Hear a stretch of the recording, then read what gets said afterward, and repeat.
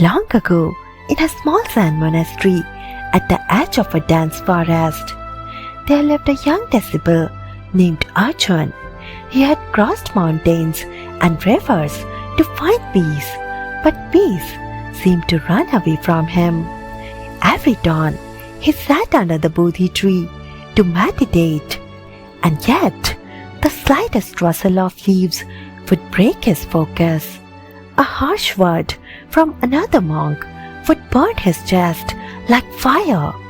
He would replay arguments in his mind until they felt like open wounds. One evening, after a day filled with petty quarrels and unspoken anger, Arjun wept alone by the river bank. He picked up pebbles and threw them into the water, hoping his thoughts would drown with them. His old master, who everyone called the Silent One, watched from afar. He approached quietly and sat beside Arjun, gazing at the moon's reflection trembling on the water. "Why do you weep, child?"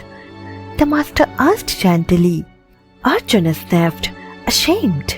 "Master, I came here to find peace, but I feel more restless than ever. Every word pierces me, every insult cuts deep. I feel like a fool for reacting, but I can't stop."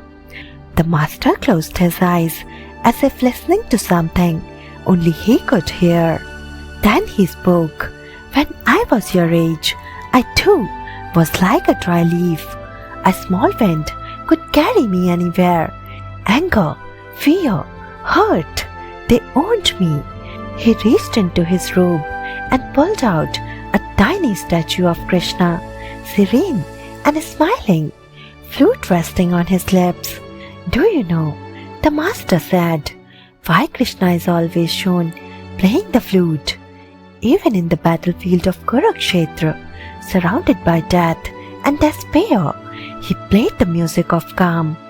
Arjun looked up, eyes red. How could he be so calm when brothers were killing brothers, when his loved ones doubted him?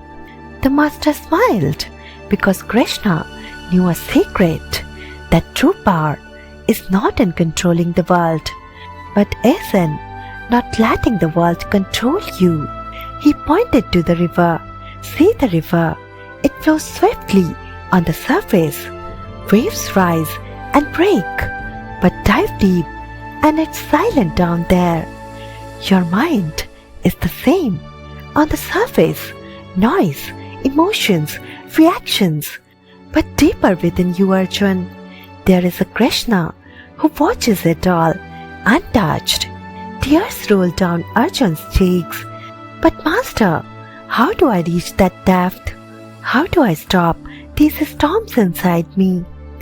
The old master dipped his hand into the river, scooped up water, and let it slip through his fingers. "You see, when you clutch your emotions tightly, they drown you. But if you let them flow, you remain." He leaned closer. "Next time you feel anger rise, don't fight it. Don't judge it. Become Krishna. Watch it dance, but do not join the dance." Arjun closed his eyes and listened. In that still moment, he felt as if Krishna himself was whispering, "Be the witness. You are not your anger. You are the calm that watches it come and go."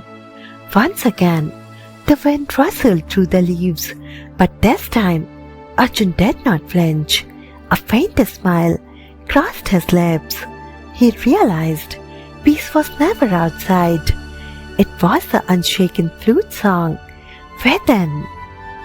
If this story touched you, please feel free to like, share, and subscribe to Inspiring Fables. Thanks for watching.